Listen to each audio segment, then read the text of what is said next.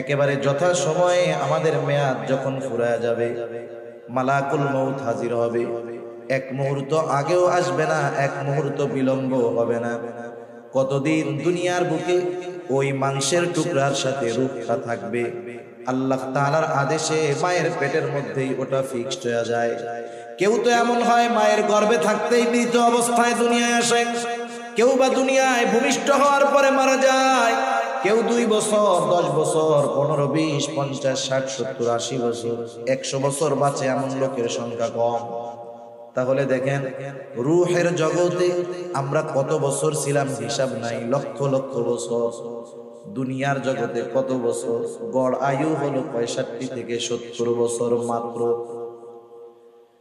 এরপরে যেই দিন আমার মেয়াদ শেষ হয়ে যাবে, মালাকুল মউত আমার দেহ থেকে রূহটাকে ছিনিয়ে নিয়ে যাবে। আমাদের এলাকায় মানুষ মারা যাওয়ার পর মাইকিং করা হয়, ঘোষণা করা হয়, অমুক এলাকার অমুক আজ বিকাল 5 ঘটিকার সময় ইন্তেকাল করিয়াছে, আগামী দিন সকাল 8টায় ঈদগাহ ময়দানে তার জানাজা হবে। এরকম ঘোষণা করে না? কি বলে? বলে ইন্তেকাল করিয়াছে। ইন্তেকাল শব্দের অর্থ হলো স্থানান্তরিত হওয়া। এক জায়গায় ছিল আর এক জায়গায় গেছে, তার মানে আব্দুর রহিম শেষ হয়ে যায় নাই। আব্দুর রহিম এতকাল দুনিয়ার জগতে ছিল, স্থানান্তরিত হয়ে নতুন এক জগতে পদার্পণ করেছে, যেই জগতের নাম হলো আলমে বারজাখ। ওইখানে আমাদের কতদিন থাকতে হবে বলেন তো? হিসাব আছে নাকি? হয়তো লক্ষ লক্ষ বছর পার হয়ে যাবে, এরপরেও কবর জগতের একদিন অবসান ঘটবে, কবর জগৎ একদিন শেষ হয়ে যাবে। নতুন এক জগতের দিকে আমাদেরকে রওনা হতে হবে। আল্লাহ তাআলা কোরআনুল কারীমের মধ্যে বলেন, ওয়া নুফিখা ফিস সূরি ফাসাইকা মান ফিস সামাওয়াতি ওয়া মান ফিল আরদ সুম্মা নুফিখা ফীহি উখরা ফাইযা হুম কিয়ামুন ইয়ানজুরুন। আল্লাহ রাব্বুল আলামিনের আদেশে ইসরাফিল আলাইহিস সালাম সিংহায় ফুৎকার দিবে। প্রথমবার সিংহায় ফুৎকার দেওয়ার পর এত আওয়াজ হবে, ফাসাইকা মান ফিস সামাওয়াতি ওয়া মান ফিল আরদ, আসমান জমিন এই দুইটার মাঝে যা আছে সব অজ্ঞান হয়ে যাবে, মৃত্যু ঘটে যাবে তাদের। এরপরে দীর্ঘকাল পর আল্লাহ তাআলার আদেশে ইসরাফিল আলাইহিস সালাম আরেকটা সিংহায় ফুৎকার দিবে। আমি আপনাদের খেদমতে পবিত্র কোরআনুল কারীমের সূরা আলে ইমরানের সর্বশেষ আয়াত ও পবিত্র কোরআনুল কারীমের সর্ববৃহৎ সূরা সূরা বাকারা থেকে 2টা আয়াত ও রাসূল আকরাম সাল্লাল্লাহু আলাইহি ওয়াসাল্লামের অগণিত হাদিস থেকে একটা হাদিস পাঠ করেছি। আল্লাহ সুবহানাহু ওয়া তাআলা সূরা আলে ইমরানের সর্বশেষ 200 নম্বর আয়াতে আমাদেরকে সফল মুমিন হতে বলেছেন। সফল মুমিন। কোরআনুল কারীমের অন্যতম একটি বৈশিষ্ট্য হলো, কোরআনুল কারীমের মধ্যে আল্লাহ সুবহানাহু ওয়া তাআলা শুধু আদেশ করেন তা নয়, বরং যেই আদেশটা করেন সেই কর্মটা কিভাবে বাস্তবায়ন করতে হবে আল্লাহ তাআলা এটাও আমাদেরকে জানায় দেন। সুবহানাল্লাহ। এটা আল্লাহ সুবহানাহু ওয়া তাআলার বড় ইহসান আমাদের প্রতি, দয়া আমাদের প্রতি। যেমন আল্লাহ তাআলা মুত্তাকি হতে বলেছেন কোরআনুল কারীমের মধ্যে। এখন মুত্তাকি কিভাবে হবে আল্লাহ তাআলা কোরআনুল কারীমে জানিয়ে দিয়েছেন। যেমন ইয়া আইয়ুহাল্লাযীনা আমানুত্তাকুল্লাহ ওয়া কুনু মা'আস সাদিকিন। আল্লাহ তাআলা বলতেছেন, হে ঈমানদারেরা, আল্লাহ তাআলাকে ভয় করো। প্রশ্ন যদি করি আল্লাহ তাআলা ভয় কিভাবে করব, তাকওয়া কিভাবে অর্জন করব, আল্লাহ তাআলাই বলেন কুনু মা'আস সাদিকিন, তোমরা সত্যবাদীদের সঙ্গী হয়ে যাও। আবার আল্লাহ তাআলা আরেক জায়গায় বলেন ইয়া আইয়ুহাল্লাযীনা আমানুত্তাকুল্লাহ। আল্লাহ তাআলা বলেন, হে ঈমানদারেরা, তোমরা আল্লাহ তাআলাকে ভয় করো, মুত্তাকি হও। আমরা জিজ্ঞাসা করি কিভাবে হব, আল্লাহ তাআলা বলেন কুলু কওলান সাদীদা, তোমরা সোজা কথা বলো। এরকম ভাবে আল্লাহ তাআলা আদেশ যেটা করেন সাথে সাথে সেই আদেশ বাস্তবায়নের পদ্ধতিও আল্লাহ তাআলা কোরআনুল কারীমের মধ্যে জানায় দেন। এজন্য আল্লাহ তাআলা আমাদেরকে সফল হতে বলেছেন, এবং কি করলে সফলতা অর্জন করা যাবে এও আল্লাহ তাআলা আমাদেরকে জানিয়ে দিয়েছেন। কারণ দুনিয়াতে সফলতা বিফলতার ভিত্তি মানদণ্ড একরকম, সংজ্ঞা একরকম। আল্লাহ তাআলার কাছে সফলতা বিফলতার সংজ্ঞা আর একরকম। দুনিয়াতে আমরা সফল কাকে বলি? দুনিয়ার লাইনে যে প্রসিদ্ধি অর্জন করে, অনেক সম্পদের মালিক হয় অল্প সময়ে অনেক বড় নেতা হয়ে যায়, পদ লাভ করে, অনেক বড় দুনিয়াবি ডিগ্রি অর্জন করে, আমরা লোকটাকে বলি সে একজন সফল মানুষ, সফল ব্যবসায়ী। কিন্তু আল্লাহ সুবহানাহু ওয়া তাআলার কাছে দুনিয়াবি এই সফলতা অর্জন করলেই আসল সফল হওয়া যায় না। কারণ দুনিয়া সম্পৃক্ত যেই সফলতা, এটা চোখ বন্ধ হওয়ার সাথে সাথে সেটা শেষ। একজন বড় ডিগ্রি লাভ করলো, ডক্টরেট শেষ করলো, পিএইচডি করলো, বলেন তো মৃত্যুবরণ করার সাথে সাথে তার এই ডক্টরেট ডিগ্রির কোনো দাম আছে? কোনো দাম নেই। একজন অনেক টাকার মালিক হলো, চোখ বন্ধ করার সাথে সাথে বলেন তো এই টাকার কোনো দাম আছে? তাহলে বোঝা গেল দুনিয়া সম্পৃক্ত সফলতা আমরা যাকে বলি, এটা চোখ বন্ধ হওয়ার সাথে সাথেই শেষ হয়ে যায়। কিন্তু আল্লাহ তাআলা আমাদেরকে এমন সফল হতে বলেছেন যেই সফলতার শুরু আছে শেষ নাই। সেজন্য আল্লাহ তাআলার সংজ্ঞায় সফলতা অন্য জিনিস। আমরা যাদেরকে সফল ভাবি, আল্লাহ তাআলার কাছে তারা সফল নাও হতে পারে। সফল তাহলে কারা? আল্লাহ তাআলা কোরআনুল কারীমের মধ্যে বলেন, ফামান যুহজিহা আনিন নার ওয়া উদখিলাল জান্নাতা ফাকাদ ফাজ। আল্লাহ রাব্বুল আলামিনের সংজ্ঞায় সফল হলো তারা জাহান্নাম থেকে বেঁচে জান্নাতে যাবে যারা। আল্লাহ তাআলার সংজ্ঞায় সফল হলো তারা। আর যেই দিন আল্লাহ রাব্বুল আলামিন সফলতা বিফলতার সার্টিফিকেট দিবেন, সনদ দিবেন, সেই দিনটা হলো কিয়ামতের দিন। একটু আগেই আল্লাহ রাব্বুল আলামিন বলেন, ওয়া ইন্নামা তুওয়াফাউনা উজুরাকুম ইয়াওমাল কিয়ামাহ ফামান যুহজিহা আনিন নার ওয়া উদখিলাল জান্নাতা ফাকাদ ফাজ। আল্লাহ রাব্বুল আলামিন বলেন, ওয়া ইন্নামা তুওয়াফাউনা উজুরাকুম ইয়াওমাল কিয়ামাহ, কিয়ামতের দিন প্রত্যেককে পরিপূর্ণ প্রতিদান দেওয়া হবে। কিসের প্রতিদান? দুনিয়ায় কে কেমন আমল করেছে তার প্রতিদান। যেমন আমাদের দুনিয়ার মধ্যে স্কুল, কলেজ, ভার্সিটি, মাদ্রাসার মধ্যে পরীক্ষা হয় কি হয় না? অবশ্যই পরীক্ষা আগে, ফলাফল তারপরে। অনুরূপভাবে কিয়ামতের দিবসটা হলো ফলাফল ঘোষণার জায়গা, পরীক্ষার জায়গা নয়। তাহলে পরীক্ষার জায়গা কোথায়? পরীক্ষার জায়গা হলো এই দুনিয়া।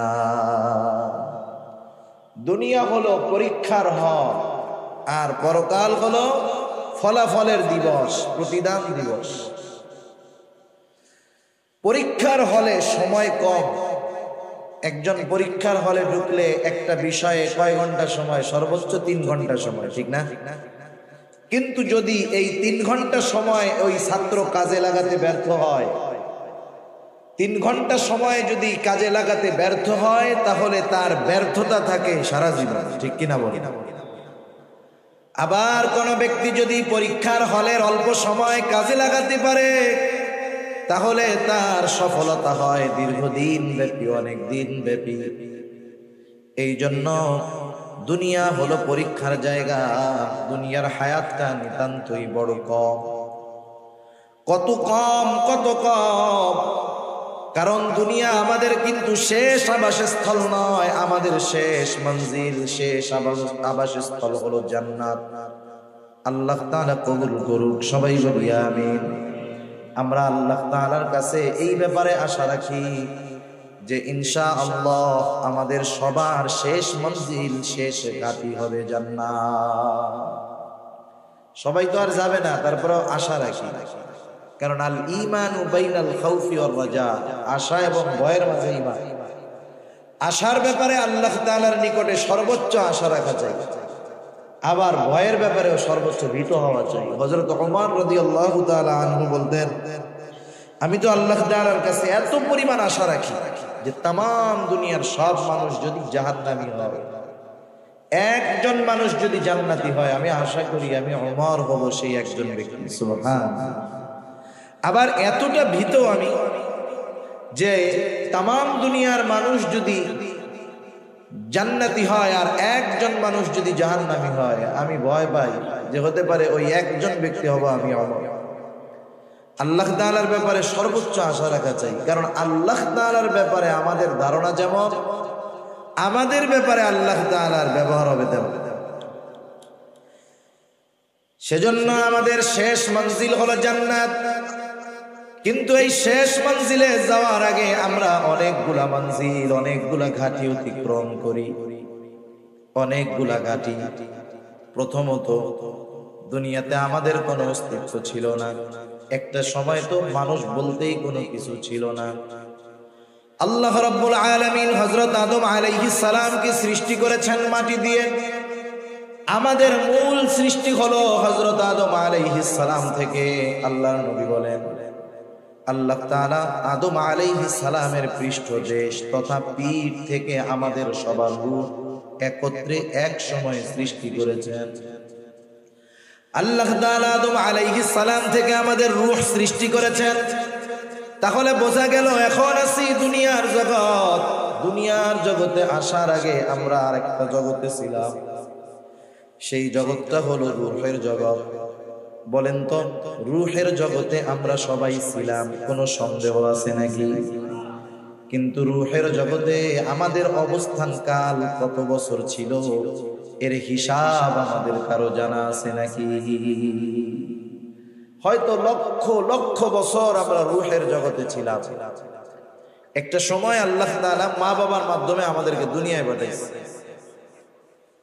আল্লাহ রাব্বুল আলামিন যখন মায়ের গর্ভে 120 দিন পর ওই তুচ্ছ এক ফোঁটা নাপাক পানি একটা মৃত মাংসের টুকরায় প্রস্তুত হয়ে যায়, 120 দিন পর আল্লাহ তাআলার আদেশে ফেরেশতারা হাজির হয়ে যায়। মায়ের পেটের মধ্যে আমি আপনি ছিলাম মৃত।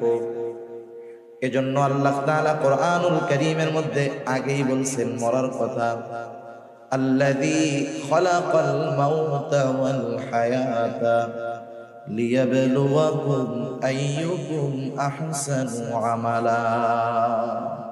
এই জায়গায় আল্লাহ তাআলা আগে বলছেন কি, আল্লাযী খালাকাল মাউতা, যিনি আগে মউত সৃষ্টি করেছেন। তার মানে দুনিয়ায় প্রাণ পাওয়ার আগে আমরা মৃত ছিলাম, মায়ের পেটে কি ছিলাম? মরা। ফেরেশতারা আল্লাহ তাআলার আদেশে 120 দিন পর এসে আমি আপনি ছিলাম মৃত একটা মাংসের টুকরা।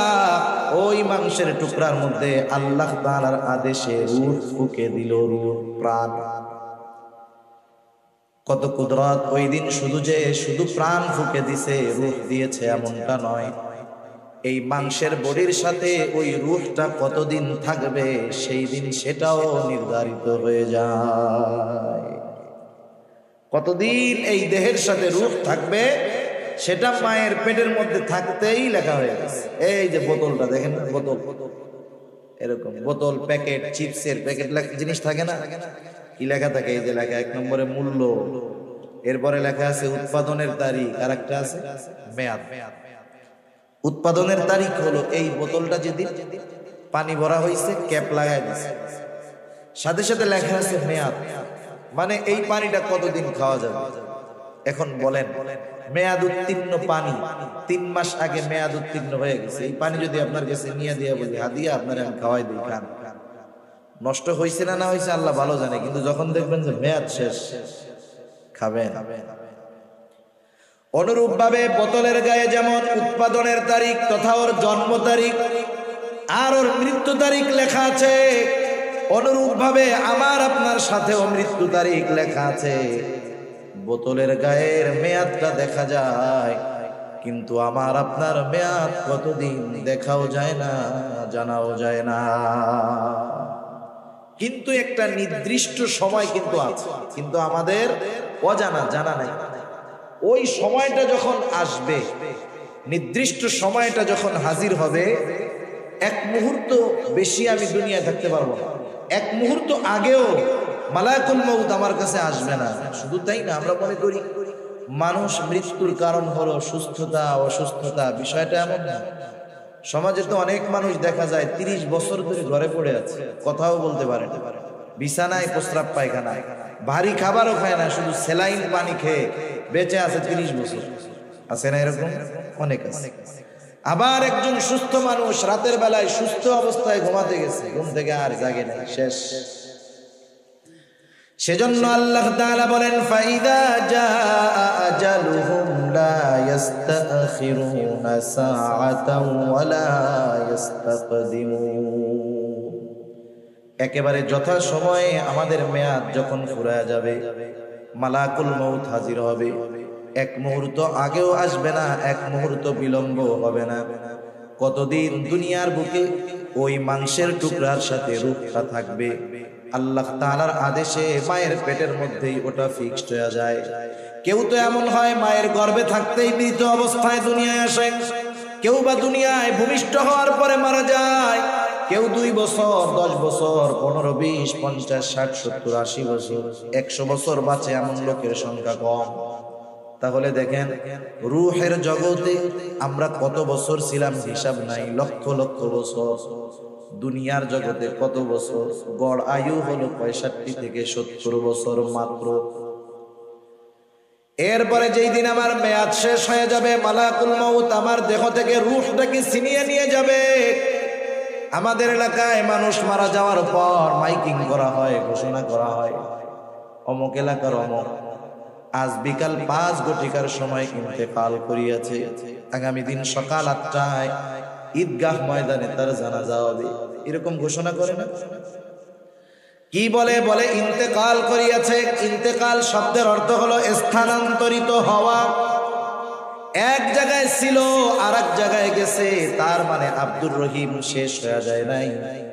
আব্দুর রহিম এতকাল দুনিয়ার জগতে ছিল, স্থানান্তরিত হয়ে নতুন এক জগতে পদার্পণ করেছে, যেই জগতের নাম হলো আলমে বারজাখ। কবর জগতে গেছে, নতুন এক জগতে গেছে। মাঝে মধ্যে আপনাদের বাজারে দেখবেন এক বিল্ডিং এ অনেক দিন অগ্রণী ব্যাংক আছে, এইবার ব্যাংক ওই বিল্ডিং চেঞ্জ করে আর এক জায়গায় গেছে। এবার ওইখানে লেখা থাকে ব্যাংক স্থানান্তর করা হয়েছে। ব্যাংক চলে যায় নাই, স্থানান্তর করা হয়েছে। এখানে ছিল আর এক জায়গায় নেওয়া হয়েছে। আমরা ছিলাম দুনিয়ার জগতে, যেতে হবে নতুন এক জগতে, এটার নাম হলো আলমে বারজাখ, সোজা কথায় কবর জগৎ। ওইখানে আমাদের কতদিন থাকতে হবে বলেন তো? হিসাব আছে নাকি? হয়তো লক্ষ লক্ষ বছর পার হয়ে যাবে, এরপরেও কবর জগতের একদিন অবসান ঘটবে, কবর জগৎ একদিন শেষ হয়ে যাবে। নতুন এক জগতের দিকে আমাদেরকে রওনা হতে হবে। আল্লাহ তাআলা কোরআনুল কারীমের মধ্যে বলেন, ওয়া নুফিখা ফিস সূরি ফাসাইকা মান ফিস সামাওয়াতি ওয়া মান ফিল আরদ সুম্মা নুফিখা ফীহি উখরা ফাইযা হুম কিয়ামুন ইয়ানদুরুন। আল্লাহ রাব্বুল আলামিনের আদেশে ইসরাফিল আলাইহিস সালাম সিংহায় ফুৎকার দিবে। প্রথমবার সিংহায় ফুৎকার দেওয়ার পর এত আওয়াজ হবে, ফাসাইকা মান ফিস সামাওয়াতি ওয়া মান ফিল আরদ, আসমান জমিন এই দুইটার মাঝে যা আছে সব অজ্ঞান হয়ে যাবে, মৃত্যু ঘটে যাবে তাদের। এরপরে দীর্ঘকাল পর আল্লাহ তাআলার আদেশে ইসরাফিল আলাইহিস সালাম আরেকটা সিংহায় ফুৎকার দিবে।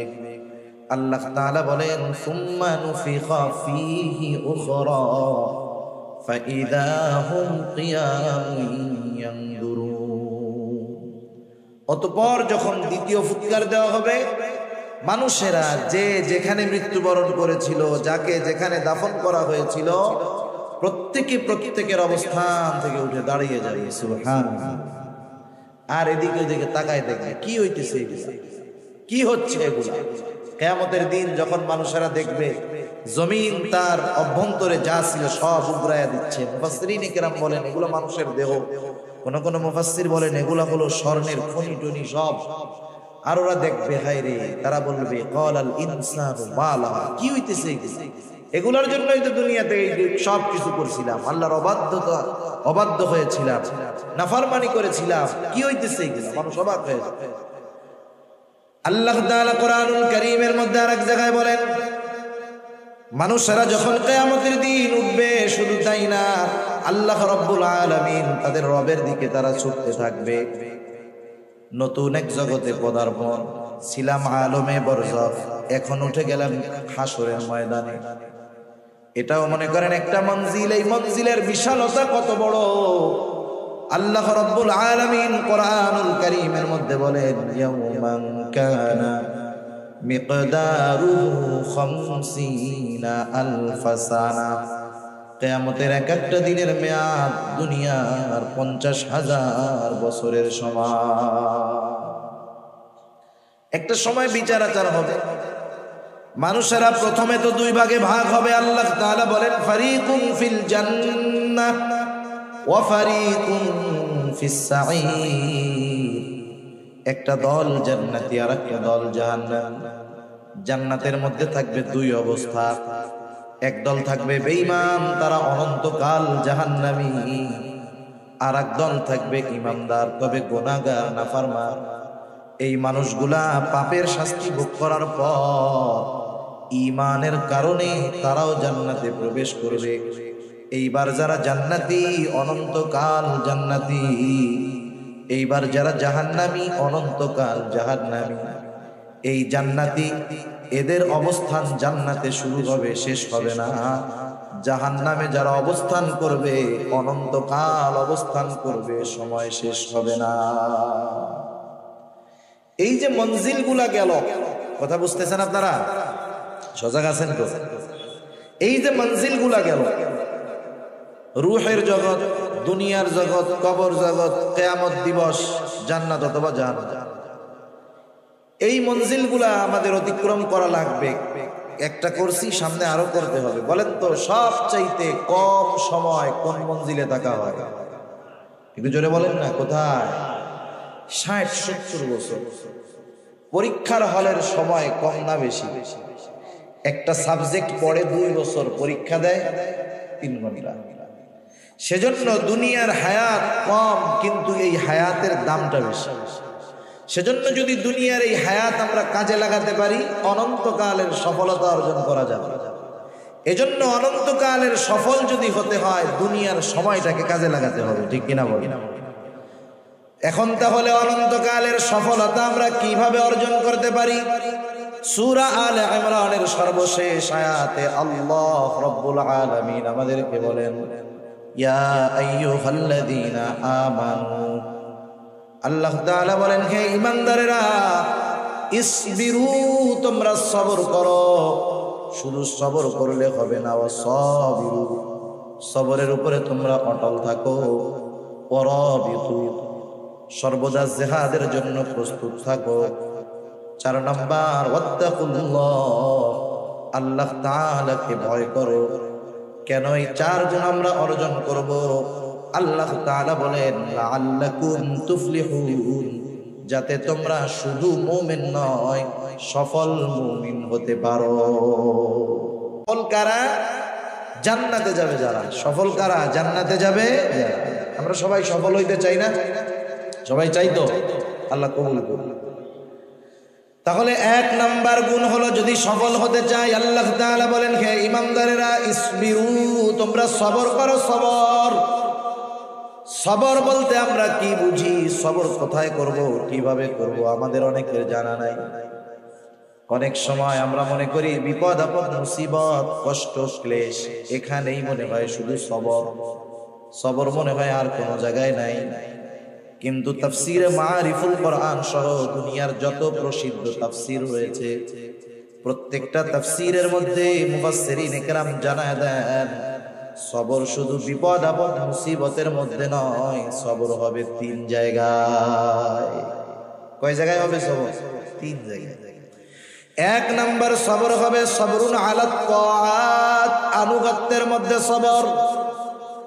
আনুগত্যের মধ্যে হবে সবর, তথা সবরুন আলাল ইবাদাহ, ইবাদতের মধ্যে সবর। কারণ আনুগত্যটাই হলো ইবাদত।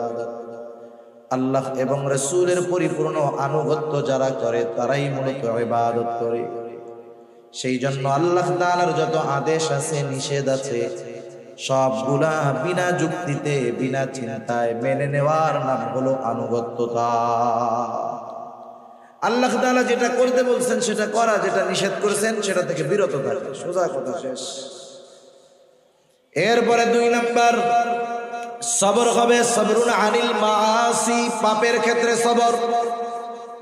আমরা তো অনেক সময় মনে করি যে সবর মনে হয় বিপদ আপদ মুসিবতে সবর, তাইলে আবার গুনাহ থেকে সবর কেমনে হয়?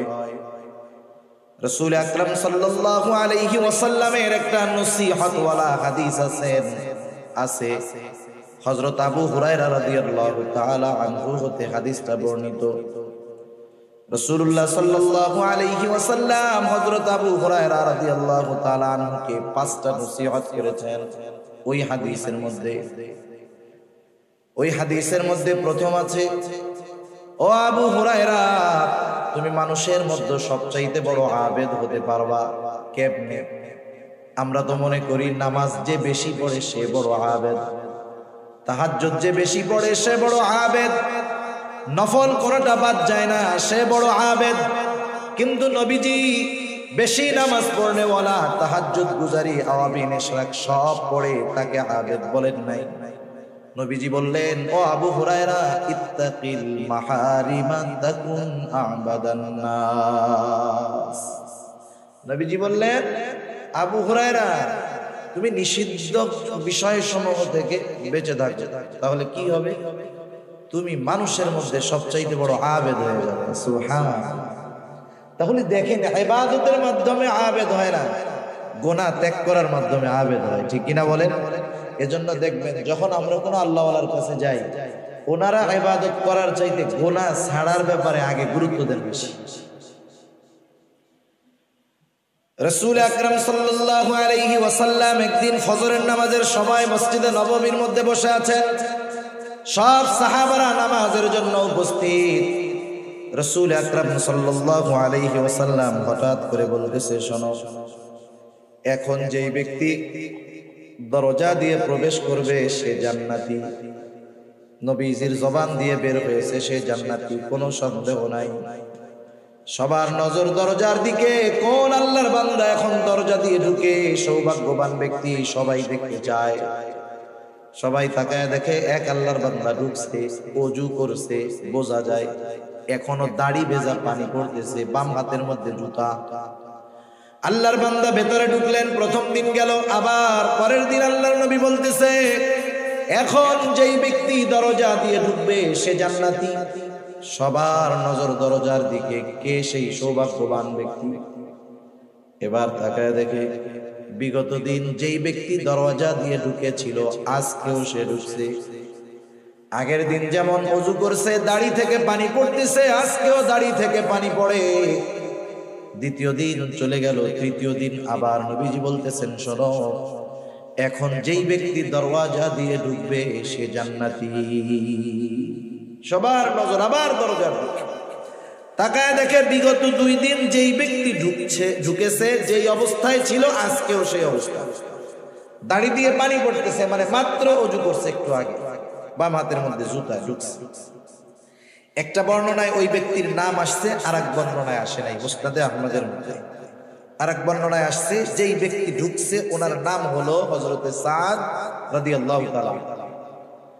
এক ব্যক্তির ব্যাপারে যখন বিশ্বনবীজির পর 3 দিন একই ঘোষণা, এই লোকটা জান্নাতি, কোনো সন্দেহ নেই, ঠিক কিনা বলেন? একজন সাহাবী আব্দুল্লাহ ইবনে আমর ইবনুল আস রাদিয়াল্লাহু তাআলা, উনি চিন্তা করলেন কোন স্পেশাল আমলের কারণে নবীজি পর 3 দিন তার ব্যাপারে এমন ঘোষণা দিলেন। নবীজি তো নিজে দেন নাই, নিশ্চয়ই আসমানের মালিকের পক্ষ থেকে ইশারা আছে। এবার উনি যায় বলতেছে, ভাই, আমি তোমার বাড়িতে একটু 3 দিন মুসাফির হিসেবে থাকতে চাই, মেহমান হিসাবে থাকতে চাই, আমাকে তুমি 3 দিন তোমার বাড়িতে রাখবা নাকি?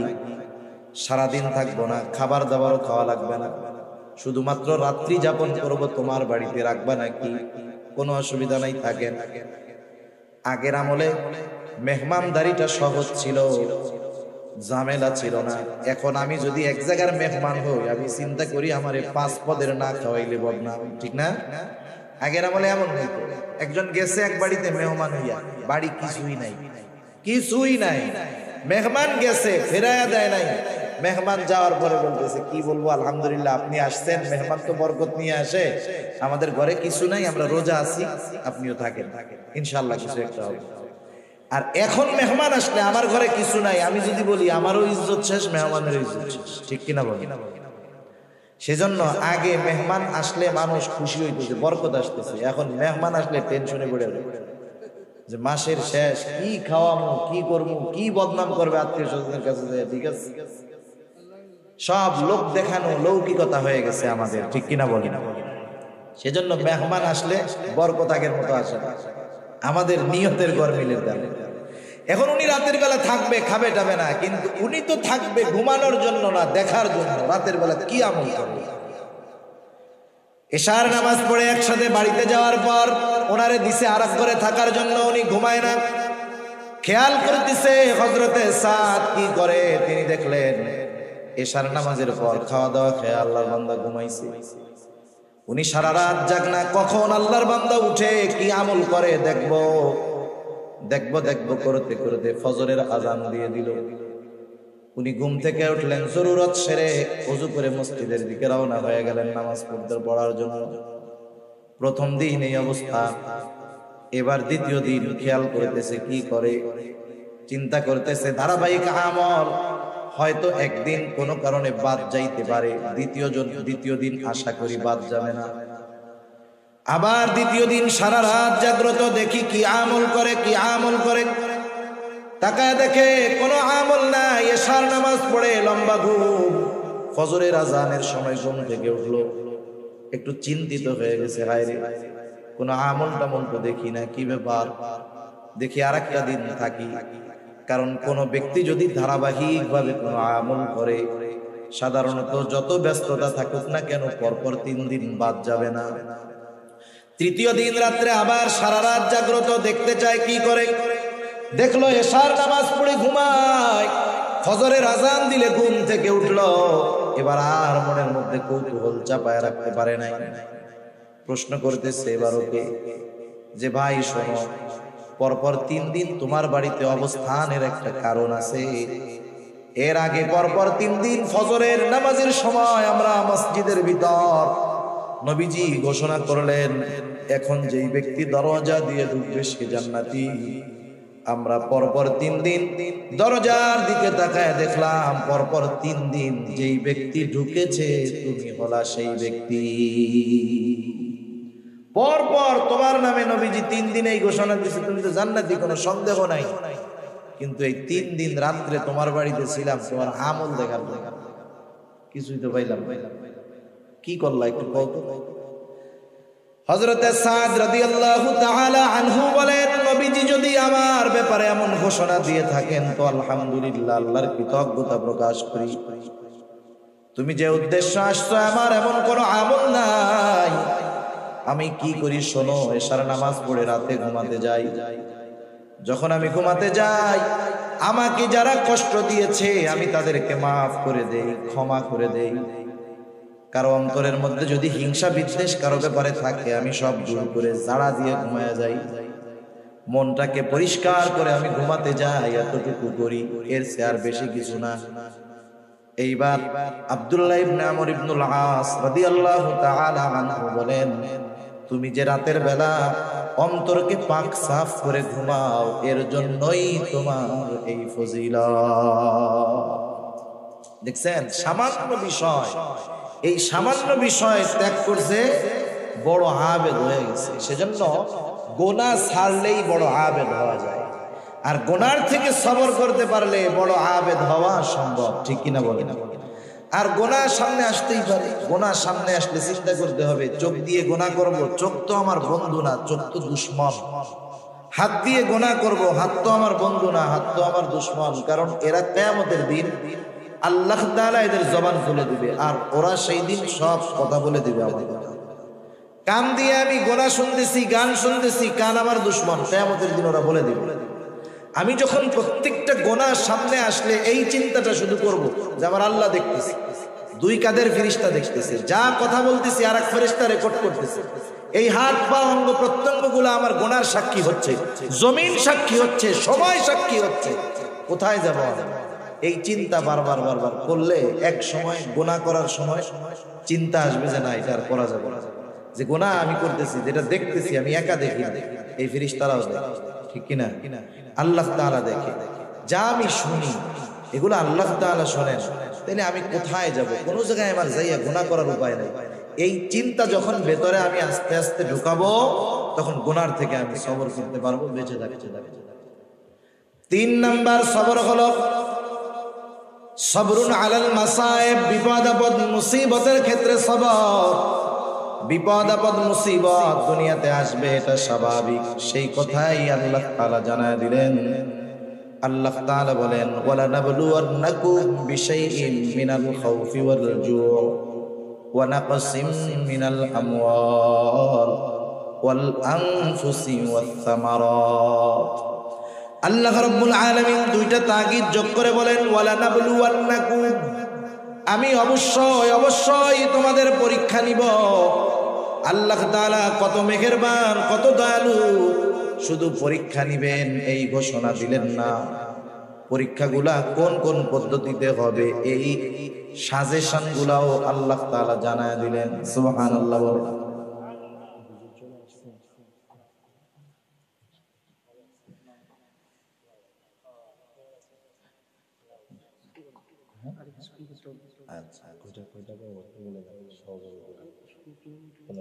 আল্লাহ তাআলা কত মেহেরবান। শুধু যদি বলতেন আমি পরীক্ষা নিব, কিছু বলার ছিল, করার ছিল, আমাদের কিছু করার বা বলার ছিল, বলেন ছিল।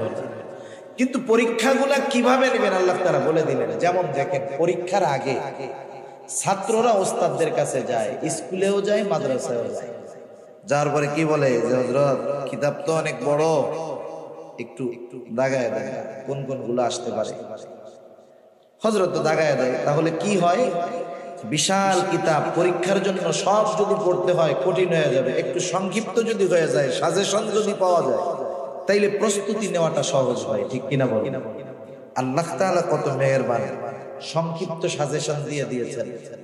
আর যখন কি পরীক্ষা হবে, কোন বিষয়ের পরীক্ষা হবে জানা যায়, ওটার প্রস্তুতিও নেওয়া যায়, ঠিক কিনা? একটা মেধাবী ছাত্র, খুব ভালো ছাত্র, হঠাৎ করে ফজরের নামাজের সময় উঠছে, ওরে বলা হলো চলো এখনই তোমার এই কিতাবের পরীক্ষা দিতে হবে। ও যত ভালো ছাত্র হোক, মানসিক একটা প্রস্তুতির ব্যাপার আছে, এখানে ওর পরীক্ষা খারাপ হয়ে যাবে। কিন্তু যদি বলা হয় ওই ছাত্রকে যে তোমার কিন্তু পরীক্ষা 2 মাস পরে এই বিষয়ের নেওয়া হবে, ও যখন প্রস্তুতি নেওয়ার সুযোগ পাবে, ওর পরীক্ষা ভালো হবে, ঠিক কিনা? আল্লাহ তাআলা আগের থেকেই আমরা জানি প্রস্তুতি নিতে পারি, পরীক্ষায় যেন ফেল না হয়, এজন্য আল্লাহ তাআলা আগের থেকে জানায় দিয়েছেন পরীক্ষা কিসের মধ্যে হবে। সুবহানাল্লাহ। আল্লাহ তাআলা বলেন, ওয়ালা নাবলুওয়ান্নাকুম বিশাইইন মিনাল খাউফি ওয়াল জু'। আল্লাহ তাআলা বলেন, আমি অবশ্যই তোমাদের পরীক্ষা নিব কিছু ভয়ের মাধ্যমে, ওয়াল জু', ক্ষুধা তথা অভাব দারিদ্রতার মাধ্যমে আমি আল্লাহ পরীক্ষা নিব। ওয়া নাকসিম মিনাল আমওয়াল, মালের লস, মালের ক্ষতির মাধ্যমে আমি আল্লাহ পরীক্ষা নিব। ওয়াল আনফুস, জানের ক্ষতির মাধ্যমে পরীক্ষা নিব। হতে পারে সেই জানের ক্ষতি আমার নিজের হতে পারে, অসুস্থতা নিজের হতে পারে, অথবা প্রিয়জনের হতে পারে। মনে করেন আল্লাহ তাআলার কাছে চাইতে চাইতে 10 বছর পরে আল্লাহ তাআলা একটা সন্তান দিলেন। যে আল্লাহ সন্তান দিলেন, সে আল্লাহ চাইলে নিয়েও যাইতে পারেন। এইবার সন্তানটার বয়স যখন হলো 2-3 বছর, আব্বু ডাকে, আম্মু ডাকে, আবার ছেলেটারে আল্লাহ নিয়ে গেল। জানের ক্ষতি নিজের মাধ্যমে, নিজের জানের ক্ষতি অথবা প্রিয়জনের জানের ক্ষতির মাধ্যমে আল্লাহ তাআলা পরীক্ষা নেন। ওয়াসসামারাত, ফল ফসলের ক্ষতির মাধ্যমে আল্লাহ তাআলা পরীক্ষা নেন। কি পরীক্ষা নেন? আল্লাহ তাআলা দেখতে চান বান্দা কি বিপদ আপদ মুসিবতে পড়ার পর আমি আল্লাহর দিকে ফিরে আসে নাকি অন্য দিকে চলে যায়? ইমানের ৬টি ভিত্তির অন্যতম ভিত্তি হলো আল কাদরি খাইরিহি ওয়া শাররিহি মিনাল্লাহি তাআলা। তাকদীরের ভালো মন্দ তথা গোটা জিন্দেগীর সব কল্যাণ অকল্যাণ কার তরফ থেকে হয়? আল্লাহ তাআলা। আল্লাহ তাআলাই কল্যাণ দেন, আল্লাহ তাআলাই অকল্যাণ দেন। আল্লাহ তাআলা কল্যাণ দিয়েও পরীক্ষা নেন, অকল্যাণ দিয়েও আল্লাহ পরীক্ষা নেন। কেউ যদি মনে করে আমারে টাকা পয়সা দিছে মনে হয় ভালোবাসা, এই জন্য বিষয়টা এমন না। তাইলে কারুন হইতো আল্লাহর সবচাইতে ভালোবাসার পাত্র, ঠিক কিনা বলেন? সেজন্য আল্লাহ দিয়েও পরীক্ষা নেন, না দিয়েও পরীক্ষা নেন। দিয়ে কি পরীক্ষা নেন? দিয়ে দেখেন যে শকর করে কিনা, ফখর করে কিনা, গর্ব করে কিনা, আমি আল্লাহকে ভুলে যাই কিনা। না দিয়ে পরীক্ষা নেন যে অভাবে পড়া সে অবৈধ পথে যায় কিনা, আমি আল্লাহকে ভুলে যাই কিনা, আমি আল্লাহকে দোষারোপ করে কিনা। এজন্য আল্লাহ তাআলা যে কত মেহেরবান, বিপদ দিবেন নিজে জানায়া দিলেন, আবার তিনিই বলেন যে বিপদে পড়লে কি করবা, আমি আল্লাহ তোমাদেরকে বলে দিব। সুবহানাল্লাহ। 2 আয়াত আগে আল্লাহ তাআলা বলেন আল্লাযীনা ইযা আসাবাতহুম মুসিবা ক্বালু, আল্লাহ রাব্বুল আলামিন 2 আয়াত আগে বলেন ইয়া আইয়ুহাল্লাযীনা আমানুস্তাঈনু বিস-সাবরি ওয়াস-সালাহ ইন্নাল্লাহা মা'আস-সাবিরিন। আল্লাহ তাআলা বলেন হে ঈমানদারেরা ইস্তাঈনু, তার মানে বোঝা গেল ঈমানদারদের উপরে পরীক্ষা আসবে, ঠিক কিনা বলেন? আল্লাহ তাআলা কিন্তু বলেন না ইয়া আইয়ুহান নাস, আল্লাহ তাআলা বলেছেন ইয়া আইয়ুহাল্লাযীনা আমানু, হে ঈমানদারেরা। বিপদ আপদ মুসিবত আসবে, কি করব? আল্লাহ তাআলা বলেন ইস্তাঈনু, আমি আল্লাহ তাআলার কাছে সাহায্য চাও। কেমনে সাহায্য চাইবা? আল্লাহ তাআলা বলেন বিস-সাবরি ওয়াস-সালাহ, সবর এবং সালাতের মাধ্যমে সাহায্য চাও।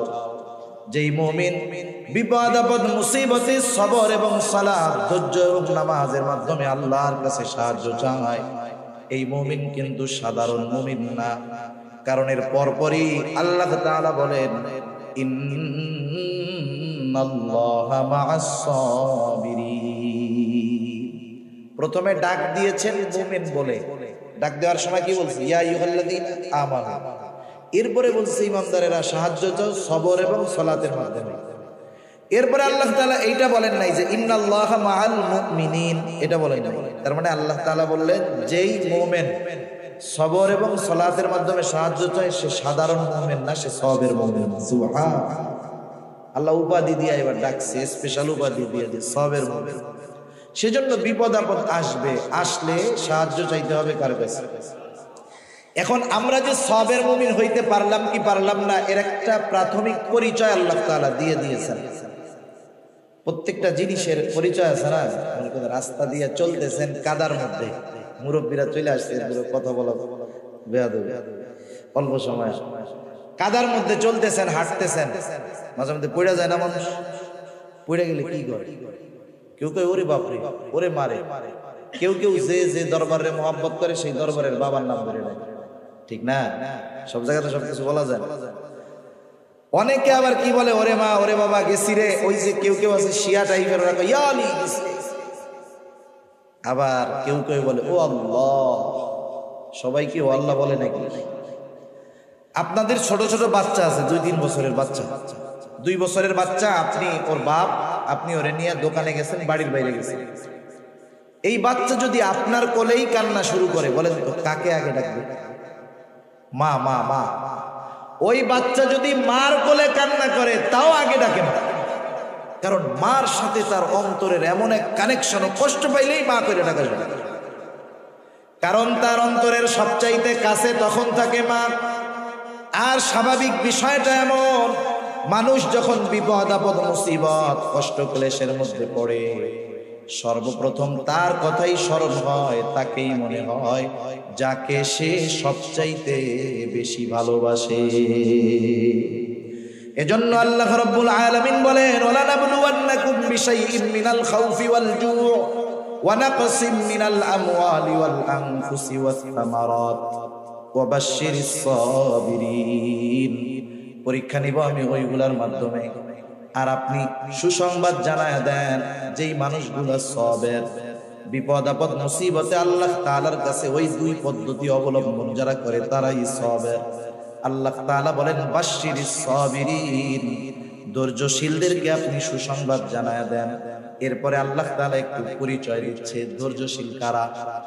আল্লাহ তাআলা বলেন সুসংবাদ জানায় দেন ওই সমস্ত ধৈর্যশীলদেরকে যারা আল্লাযীনা ইযা আসাবাতুহুম মুসিবা ক্বালু ইন্না লিল্লাহি ওয়া ইন্না ইলাইহি রাজিউন। তাদের উপরে যখন কোনো বিপদ আপদ মুসিবত আসে, আল্লাযীনা ইযা আসাবাতুহুম মুসিবা, বিপদ আপদ মুসিবত আসলে কি করে? তারা বলে ইন্না লিল্লাহ, নিশ্চয়ই আমরা কার জন্য? আবার তার কাছেই আমরা ফিরে যাব। আমাদের গ্রাম অঞ্চলের মানুষ অনেকে বুঝেন, মনে করেন কেউ যদি জুতা হারাইছে বা একটু কষ্ট হয়েছে, ও যদি একটু জোরে বলে ইন্না, কানে কানে আইসা কাকা মরছে, ওরা মনে করে যে মানুষ মরলেই মনে হয় শুধু এই দোয়াটা পড়তে হয়। না না, এটা সব বিপদ আপদ, ছোট বড় সব বিপদে এটা পড়তে হবে। একটা হাদিস বলে শেষ করে দেব। সহিহ মুসলিমের মধ্যে আসছে রাসূল আকরাম সাল্লাল্লাহু আলাইহি ওয়াসাল্লাম একটা দোয়া আমাদেরকে শিখায় দিয়েছেন। আজীব এক দোয়া। দোয়া তো আমরা কিছু হাদিস থেকে শিখি, কিছু কোরআন থেকে শিখি, কিছু দোয়া শুধু কোরআন থেকে, কিছু দোয়া শুধু হাদিস থেকে। এমন এক দোয়া নবীজি শিখায় দিলেন যার এক অংশ শিখায় দিয়েছেন আল্লাহ, আর এক অংশ শিখিয়ে দিয়েছেন মুহাম্মদুর রাসূলুল্লাহ সাল্লাল্লাহু আলাইহি ওয়াসাল্লাম। রাসূল আকরাম সাল্লাল্লাহু আলাইহি ওয়াসাল্লাম বলেন যখন কেউ বিপদ আপদ মুসিবতে পড়বে সে বলবে ইন্না লিল্লাহি ওয়া ইন্না ইলাইহি রাজিউন, নিশ্চয় আমরা আল্লাহর জন্যই, নিশ্চয় আমরা আবার তার দিকেই প্রবর্তন করব, ফিরে যাব। এতটুকু বলবে। এরপর পর বলবে আল্লাহুম্মা আজুরনি ফি মুসিবাতি ওয়া আখলিফ লি খায়রাম মিনহা। এর সাথে সাথে বলবে আল্লাহুম্মা আজুরনি ফি মুসিবাতি, আয় আল্লাহ আমি যেই বিপদে পড়েছি এই বিপদের প্রতিদান আমাকে দেন, এই বিপদ থেকে আমাকে উদ্ধার করেন। শুধু উদ্ধার করবেন, ছোটখাটো প্রতিদান দিবেন তা নয়। ওয়া আখলিফ লি খায়রাম মিনহা, এই মুসিবত এই বিপদের মাধ্যমে আমি যা হারিয়েছি তার চাইতে উত্তম আপনি আমাকে ফিরিয়ে দেন। এরপরে বলেন যে এই দোয়াটা পড়বে বিপদ আপদ মুসিবতের সময়, সে বিপদের মাধ্যমে যা হারাইছে তার চাইতে উত্তমটা আল্লাহ তাআলা তাকে দিয়ে দিবে। সুবহানাল্লাহ। তবে একটু শর্ত আছে। শর্ত হলো, আর এক হাদিসে আল্লাহ নবী বলেন সবর হলো বিপদের প্রথমে, কিন্তু আমরা সবর করি কোন সময়? যখন নিজেরা আর কুলায় ফেলে, ঠিক না? মনে করেন আমি বাজারে যাইতেছি, একজন বাজারে যাচ্ছে পকেটে 1000 টাকার নোট নিয়ে, হঠাৎ করে রাস্তার মধ্যে পড়ে গেছে। বাজারে যেয়ে পকেট টকেট টুকায় দেখে টাকা নাই, কি করবে? দাঁড়ায় থাকবে না আসবে পিছনে? 15-20 বার রাউন্ড দেওয়ার পরে যখন দেখবে টাকা পায় না, তখন কি বলবে জানেন? সদকা করে দিলাম টাকাটা, আল্লাহ সদকা করে দিলাম, ঠিক না? এই মুহূর্তে আরেকজন বলতেছে কাকা আপনি কিছু খুঁজতেছেন? হ্যাঁ খুঁজি রে বাপ, আমার 1000 টাকা হারাই গেছে। এই তো 1000 টাকা। এখন বলেন এই লোক কি করবে? একটু আগে কি কইছি? সদকা করে দিলাম। এখন পিছন দিয়ে বলতেছে এই যে টাকা, এই লোক কি করবে বলেন? তখন আর আল্লাহকে সদকা করছিল এটা আর মনে থাকবে না। তা যাই হোক, বিপদ আপদ মুসিবত যখন একবারে আমরা যখন না পারি তখন আল্লাহর উপরে নিয়ে যাই। কিন্তু উচিত হলো প্রথম থেকেই আল্লাহর উপরে ভরসা করা, শরীয় সমর্থিত পন্থায় চেষ্টা করা। কিন্তু ওই চেষ্টা যে আমার সফলতা আনতে পারবে তা না, বরং সফলতা দিবেন কে? আল্লাহ তাআলা। যেমন 1 মিনিট আর শেষ করে দিই। হাসপাতালে যখন কোনো রোগী অসুস্থ থাকে, অনেক সময় আপনাদের কাছে আমাদের কাছে দোয়া চাই, বলে হুজুর আমার আব্বার অমুক দিন অপারেশন, একটু দোয়া করেন আল্লাহ তাআলা যেন অপারেশনটা সাকসেসফুল করে। অথবা রোগী ডাক্তার অপারেশন থিয়েটারে অপারেশন চলতেছে, দোয়া চাই কি কইরা? বলে যে একটু দোয়া করেন আল্লাহ যেন অপারেশনটা সাকসেস করে। বলেন তো অপারেশন থিয়েটারে তো অপারেশন করতেছে ডাক্তার, আল্লাহ করতেছে অপারেশন, অপারেশন করে ডাক্তার। তার মানে ডাক্তার অপারেশন করে কিন্তু সাকসেস করতে পারে না। সাকসেস করে কে? আল্লাহ তাআলা। জীবনের বিপদ আপদ মুসিবতে এই একটা নিয়ম, আমি বৈধ পন্থায় চেষ্টা করব। আমার চেষ্টা আমাকে সফলতার শিখরে পৌঁছাতে পারবে না যদি আল্লাহ না পৌঁছায়। এই যে করোনা হইতেছে, মাস্ক, স্যানিটাইজার, টিকা, এগুলার উপরে আমার ভরসা না। এগুলা আমি নিব ঠিক আছে, কিন্তু আল্লাহ তাআলা যদি হেফাজত করে তাইলে বাঁচতে পারবো, নইলে বাঁচা সম্ভব না। আল্লাহ সুবহানাহু ওয়া তাআলা আমাদের সবাইকে এই তিনটা জায়গায় সবর করার তৌফিক দান করুন। ইবাদতের মধ্যে, গুনার থেকে, বিপদ আপদ মুসিবতে, এবং আল্লাহ তাআলা আমাদের সবাইকে সাবিরিন বান্দাদের তালিকায় অন্তর্ভুক্ত হওয়ার তৌফিক দান করুন। সবাই বলি আমিন। ওয়া আখিরু দাওয়ানা আলহামদুলিল্লাহি রাব্বিল আলামিন। আসসালামু আলাইকুম ওয়া রাহমাতুল্লাহি ওয়া বারাকাতুহু।